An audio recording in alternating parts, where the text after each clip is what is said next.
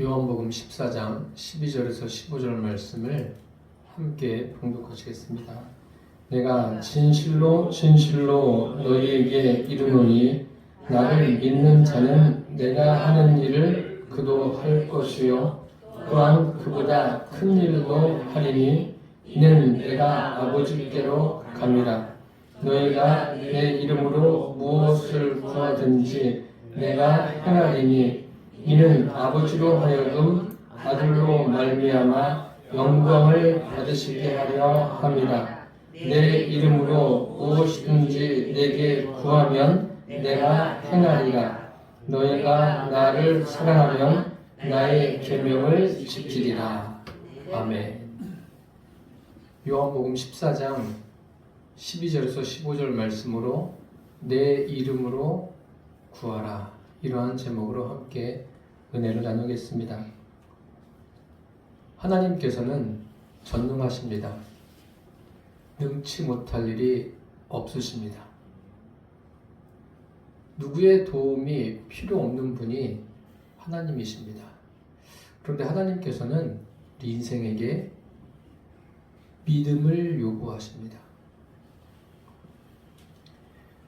왜 하나님은 전능하신데 우리에게 믿음을 요구하실까요? 우리를 구원하실 때나 어떤 능력으로 역사하실 때 각 사람의 믿음을 보시고 역사하십니다. 왜 믿음을 요구하시는가 혹시 생각해 보셨습니까? 믿음을 요구하시는 것은 한마디로 말씀드리면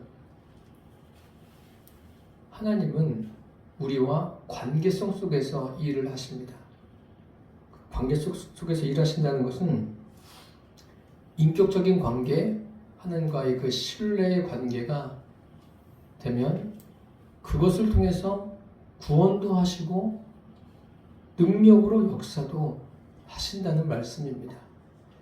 믿음이 무엇일까요? 오늘 믿음에 대해서 말씀드리려고 합니다. 여러분, 그 마음속에 이 믿음이 무엇인가를 잘 정립하시면 여러분의 삶에 신앙적으로 유익할 뿐만 아니라 우리에게 주어진 이 한시적인 삶도 주님과 함께 기쁜 삶을 살아갈 수가 있습니다. 첫째로 예수님을 영접할 때 반드시 믿음이 필요합니다.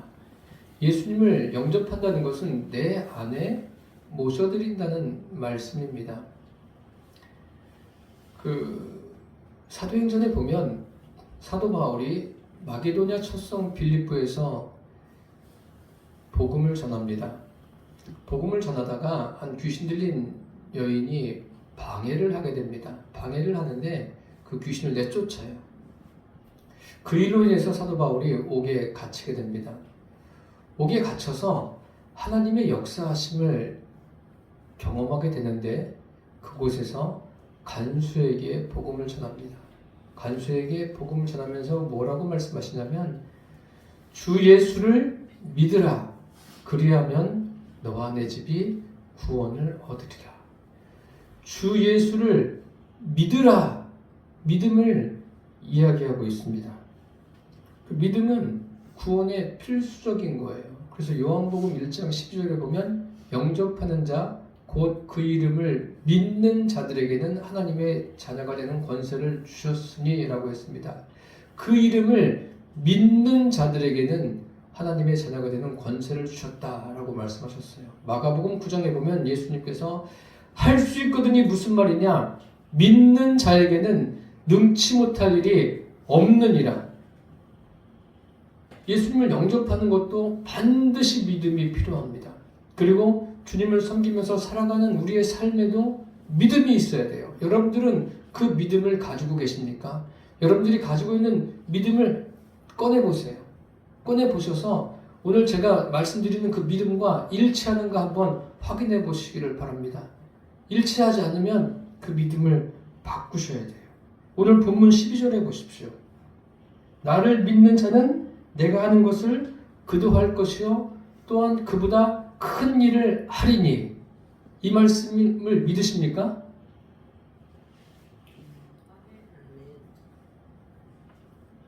예수님이 하시는 일을 우리도 할 수 있어요. 그보다 큰 일을 할 수 있습니다. 그런데 이게 전제 조건이 뭐냐면 믿음이 있어야 돼요. 믿음이라는 것은 우리가 가진 믿음은 우리를 구원하는 믿음입니다. 우리의 삶에 역사하는 믿음이에요. 그래서 믿음은 하나님의 역사와 비례합니다. 믿음이 큰 사람, 하나님을 향한 믿음, 하나님이 보실 때 정말 큰 믿음, 하나님 마음에 합한 믿음을 가지고 있는 그 사람에게는 하나님께서 다양하게 역사하십니다. 우리가 가진 믿음이 그러한 믿음 되기를 바랍니다. 그런데 내가 가진 믿음이 추상적이고 관념적인 그러한 믿음을 가지고 있다면 그 사람에게는 아무런 역사도 일어나지 않습니다. 그 사람은 구원의 믿음을 가진 사람이 아닙니다. 사도 바울이 주 예수를 믿어라 그렇게 말했다고 제가 말씀을 드리지 않았습니까? 예수님을 주인으로 믿어라. 예수님을 내 안에 주인 되게 하라는 거예요. 주인. 내가 주인이 아니라 예수님이 주인된 삶을 살아가라는 거예요. 우리 기도하는 분이 이 나라에 대한 그 안정을 위해서 기도했어요. 대통령을 비롯한 정치 지도자들을 위해서 기도했는데 우리가 기도할 때 그들의 삶의 주인이 바뀌면 우리나라가 바뀌어요. 먼저 그리스도인들이 생각해야 돼요.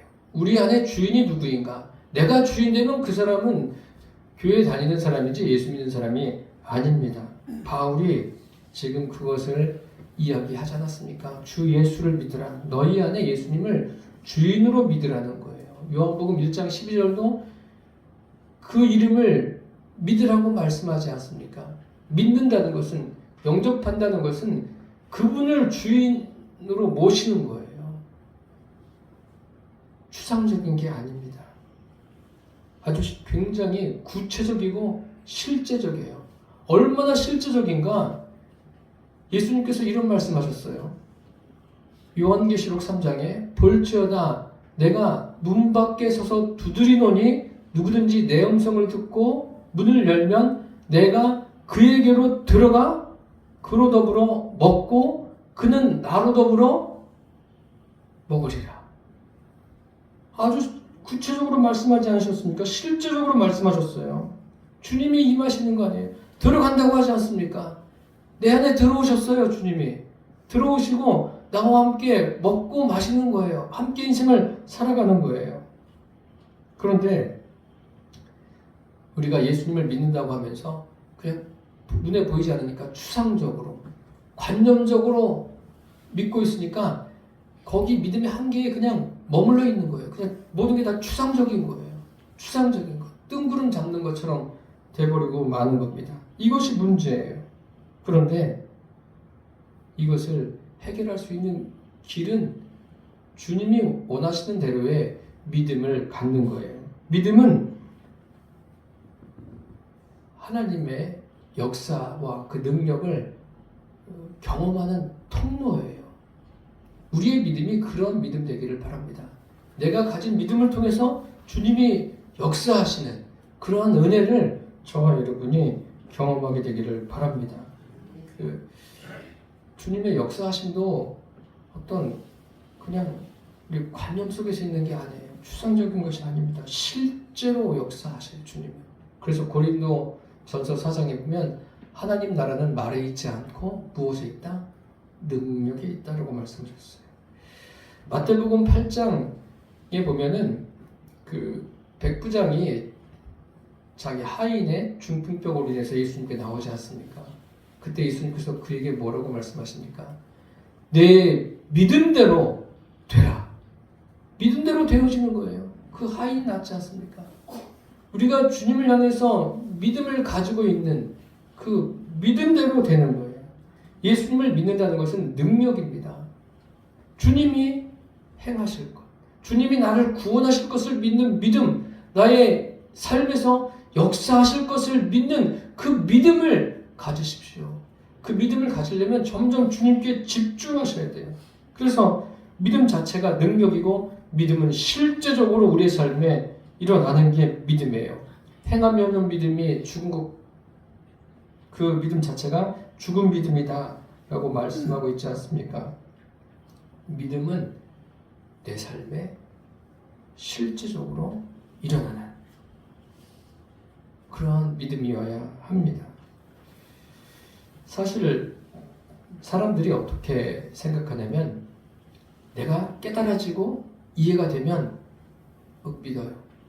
그런데 자기가 이해가 되지 않고 깨달아지지 않으면 믿지 않아요. 그러니까 그 수준에 머무는 거예요. 믿음은 모든 것을 뛰어넘습니다. 우리가 가지고 있는 지식, 경험, 또 내가 가지고 있는 그 모든 것들, 그런 한계가 없어요.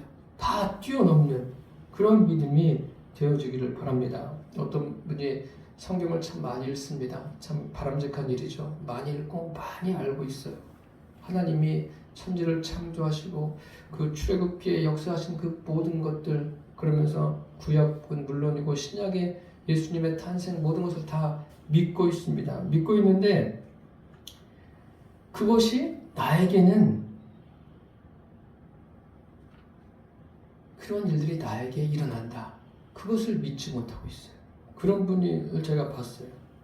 그것은 뭐냐면 성경은 아는데, 지식적으로 아는데 지식의 한계에 머무르는 거예요. 그것을 뛰어넘는 것이 뭐예요? 믿음이에요. 믿음. 나에게도 이러한 것이 일어날 것이다. 그런 믿음이 우리에게 필요합니다. 그러니까 그런 분들은 아는 것 이상을 뛰어넘지 못해요. 그러니까 지식으로 자기가 가지고 있는 것을 생각하면서 믿음이 있다고 착각하는 거예요. 믿음이 없는 거예요. 알고 있는 거죠. 우리가 믿음이라는 것은 예수님을 영접하는 것서부터 시작하는 거예요. 영접하는 데서부터 믿음을 갖게 되기를 바랍니다. 그 믿음이 구체적이고 실제적인 믿음이 되시면 주님이 역사하시는 것을 보게 될 겁니다. 그리고 주님이 나를 통해서 역사하심을 여러분들이 누리게 될 줄 믿습니다. 둘째로 경험의 범위를 뛰어넘는 믿음이어야 합니다. 사람들은 자기가 경험한 것, 그 이상은 알지 못하죠. 경험한 정도까지만 믿으려고 합니다.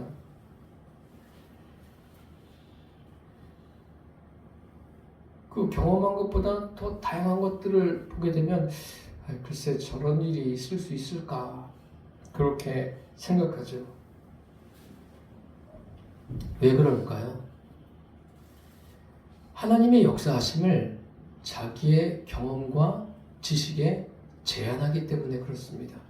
그런데 하나님의 역사는 그렇지 않아요. 성경을 읽어보세요. 우리의 경험과 지식을 다 뛰어넘지 않습니까? 하나님이 하시는 일이라는 것이. 성경에 보면 그 예수님께서 베드로, 야고보, 요한과 함께 산에 올라가셨을 때 어떤 한 아버지가 아들을 데리고 제자들에게 왔어요. 그 아들은 말 못하고 귀신 들린 아들이에요. 그러니까 물에도 넘어지고 불에도 넘어지고 얼마나 그 아버지가 괴로웠겠습니까? 그래서 제자들에게 고쳐달라고 이야기합니다. 제자들이 아무 일도 하지 못해요. 그래서 막 갑론을박하면서 논쟁이 일어났어요. 그때 예수님께서 산에서 내려오십니다. 사초지종을 묻고 또 예수님께서 아시고 있을 때 그 아버지가 이렇게 예수님께 간구하죠.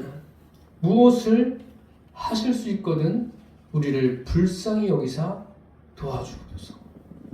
무엇을 할 수 있거든.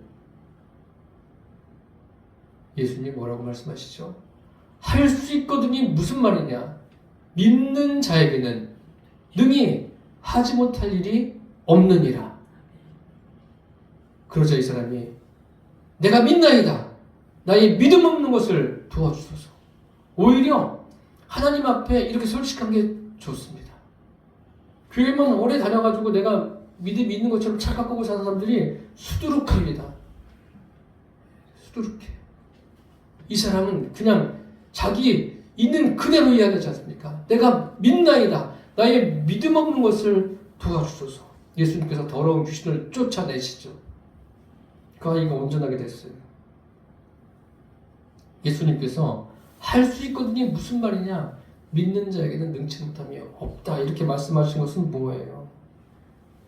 내가 가지고 있는 경험, 지식, 그 한계를 다 뛰어넘어라. 그렇게 말씀하시는 거예요. 그래서 이 일로 인해서 이 아버지는 자기가 가진 경험의 한계를 뛰어넘는 믿음을 갖게 되었습니다. 우리의 믿음이 그렇게 되기를 바랍니다. 현실에 보이는 것, 현실에 내가 경험하고 내가 아는 것, 그 범위 내에서 갖는 믿음이 아니라 모든 것들을 초월하는 믿음, 그 믿음을 갖게 되기를 바랍니다. 주님이 그것을 원하시는 거예요. 믿는 자에게는 능치 못함이 없다. 하나님이 능력으로 역사하심을 제한하지 않는 하나님의 자녀가 되어야 합니다. 지금도 하나님은 죽은 자도 살리시는 분이세요. 능치 못할 일이 없는 분이시라니까요. 하나님을 제한하지 마십시오. 우리가 잘 아셔야 될 것은 예수님이 누구십니까? 뭐 성경 공부도 많이 하고 또 성경도 읽고 그러면서 예수님이 누구신지 아시죠? 예수님이 누구세요? 예수님은요, 우리가 믿음을 가지면 어떠한 존재인가?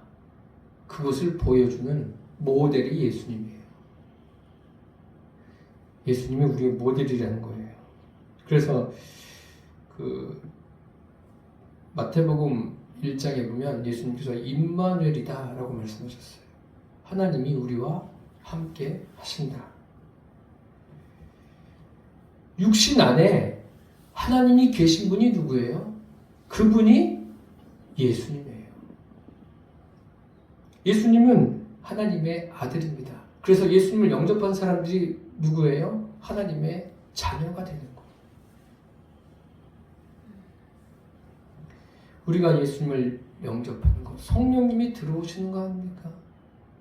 그게 바로 예수님이 육신으로 계실 때 우리에게 보여주셨어요. 그래서 예수님은 말씀하실 때 이런 말씀하셨어요. 내 안에 성령이 계시다. 그렇게 말씀하시지 않고 뭐라고 말씀하셔요? 내 안에 아버지가 계시다. 예수님 그렇게 표현하십니다. 성령이 우리 안에 계시다는 것은 뭐냐면 하나님 자신이 우리 안에 계실 거예요. 우리 안에 하나님이 계시다니까요. 이건 굉장히 놀라운 일이죠. 인생에서 이보다 놀라운 일이 어디에 있겠습니까? 예수님의 생애를 보십시오. 그 육신 안에 육신을 입고 오셨어요. 그 안에 영으로 계신 하나님. 예수님이 다양한 역사를 일으키시지 않습니까? 그것을 보여주는 게 예수님의 생애예요. 예수님께서 이런 말씀을 요한복음에 많이 하셨어요. 내가 아버지 안에 있다. 그래서 우리가 읽진 않았지만 10절에 보시면 예수님께서 말씀하시는 것 자체도 뭐라고 그러셔요? 스스로 하는 것이 아니다. 아버지께서 말씀하시는 것. 그것을 예수님이 말씀하시는 거예요. 이게 임마누엘이죠. 그래서 예수님이 제한하지 말라고 하십니다. 내 지식으로도, 내 경험으로도. 사람이 지식이 많아봐야 얼마나 많겠습니까? 경험이 많아봐야 얼마나 많겠습니까? 다 거기서 거기 아닙니까? 잘해봐야 거기서 거기고 또 못해봐야 다 거기서 거기예요. 예수님은 육신을 입고 오셔서 그 안에 하나님이 계신 것, 하나님이 육신을 입은 사람에게 하나님이 계실 때 어떤 역사가 일어나는가를 예수님이 이 땅에서 보여주셨어요. 저와 여러분이 그런 거 아닙니까? 육신을 가지고 있어요. 우리 안에 하나님이신 성령님이 계세요. 우리가 이것을 늘 의식하면서 주님이 원하는 삶을 살아내시기를 바랍니다. 네, 나의 어떤 경험으로도 하나님의 역사하심을 제한하지 마십시오.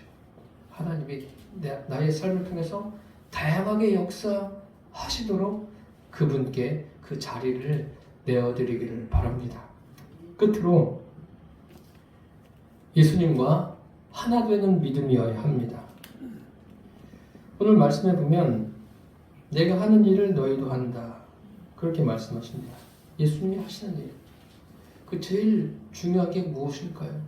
예수님은 죄가 없으세요. 그리고 죄를 짓고 사실 수가 없는 분이세요. 육신을 가졌지만 그 안에 하나님이 계시지 않습니까? 우리는 어떻습니까? 우리는 그 죄 짓는 것에 대해서 참 육신이 연약해서 죄를 짓는다. 틀린 말이 아니죠. 맞습니다. 그런데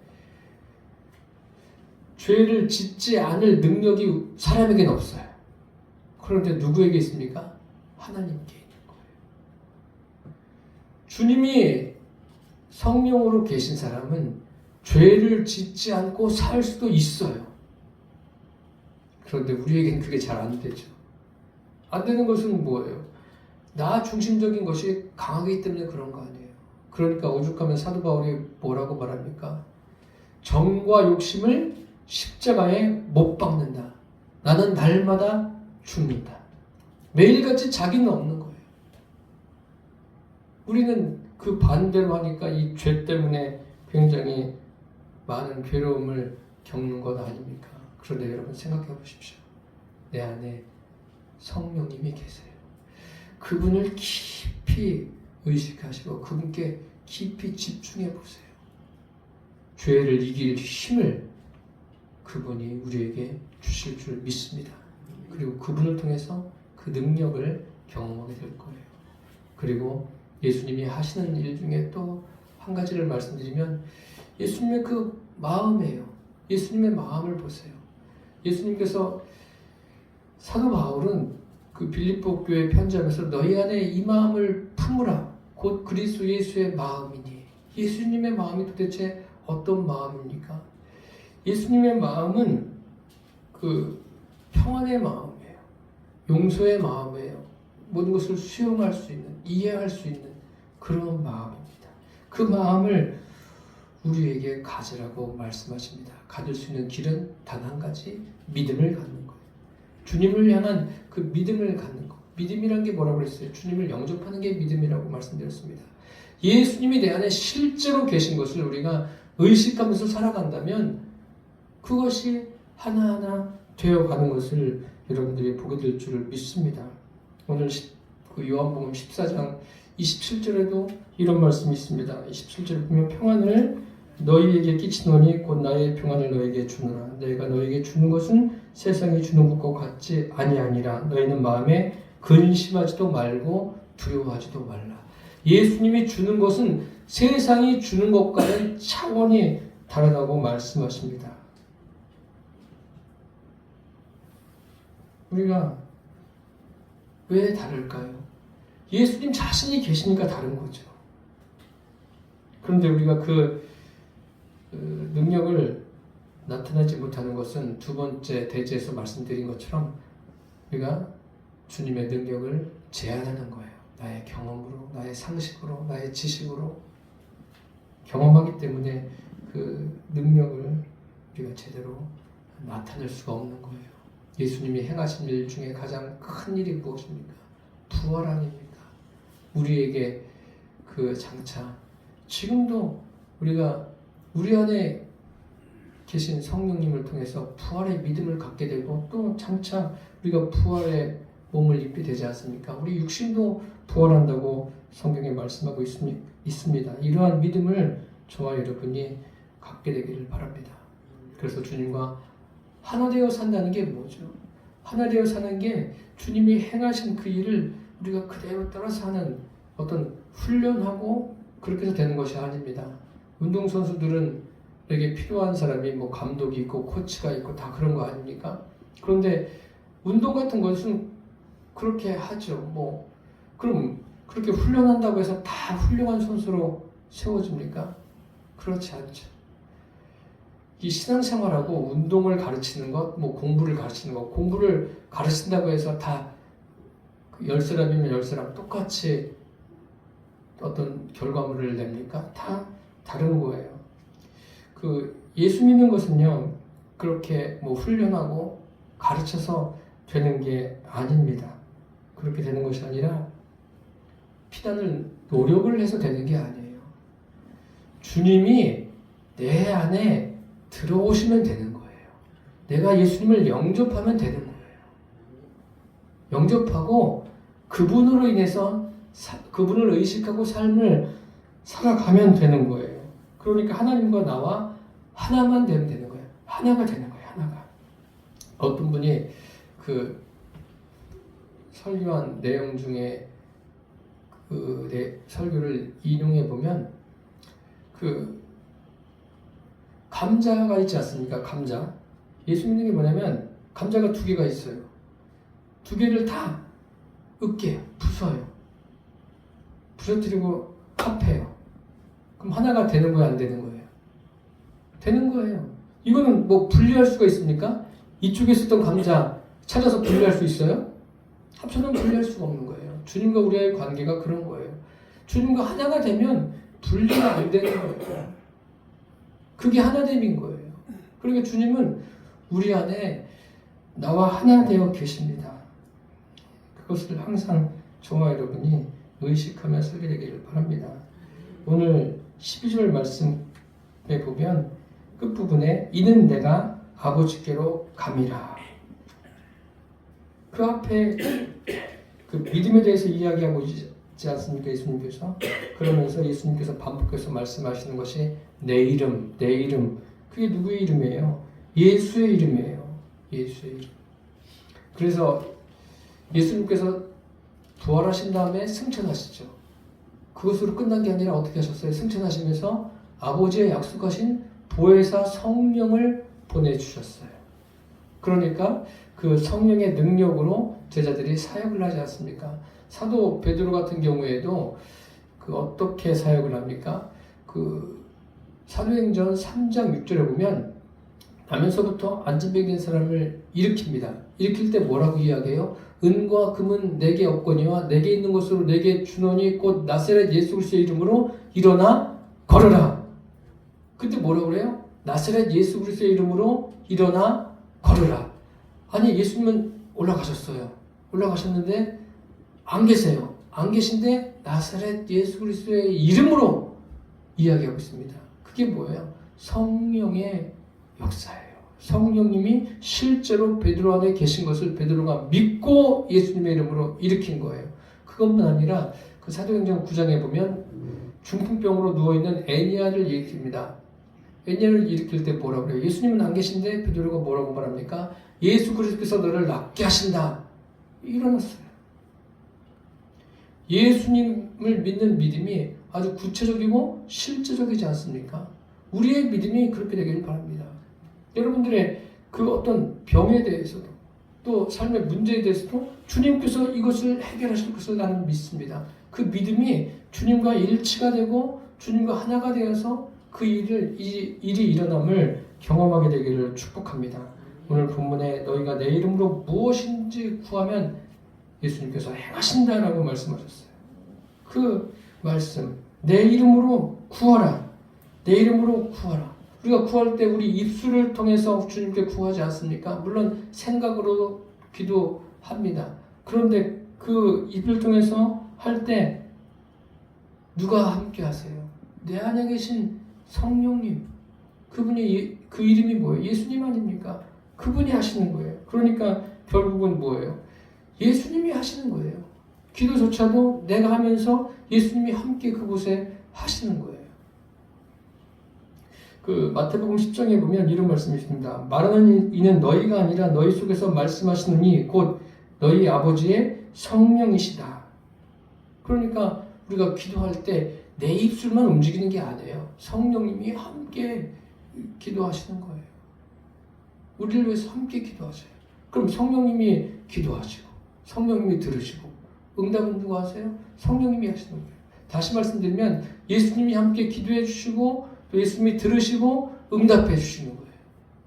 그러니까 우리가 기도할 때 내가 한다고 생각하지 마세요. 내가 하는 게 아니에요. 내 안에 계신 성령님과 함께 예수님의 이름으로 기도하지 않습니까? 예수님의 이름으로 기도한다는 것이 어떤 의미예요? 내 입술로 를 통해서 기도하지만 실제로는 뭐예요? 예수님이 직접 구하시는 거예요. 예수님이 하시는 거예요. 기도가 이런 거예요. 이런 것을 아시고 우리가 여러 가지 기도 제목을 가지고 기도할 때 그 생각을 하면서 기도하게 되기를 바랍니다. 이러한 믿음을 가지고 있으면 예수님이 하시는 일을 할 뿐만 아니라 그보다 더 큰 일을 할 수가 있습니다. 우리가 하는 게 아니라 누가 하셔요? 내 안에 계신 예수님이 그 일을 하신다는 거예요. 그 은혜를 저와 여러분이 누리게 되기를 바랍니다. 예수님을 믿는 사람은 어떤 사람이 예수님을 믿는 사람입니까? 예수님을 바로 알고 예수님을 바로 믿고 또 그 사람이 예수님을 소유한 사람이에요. 그 사람이 예수 이름으로 구하고 예수 이름으로 행합니다. 그 사람을 일컬어서 그리스도인, 성도라고 합니다.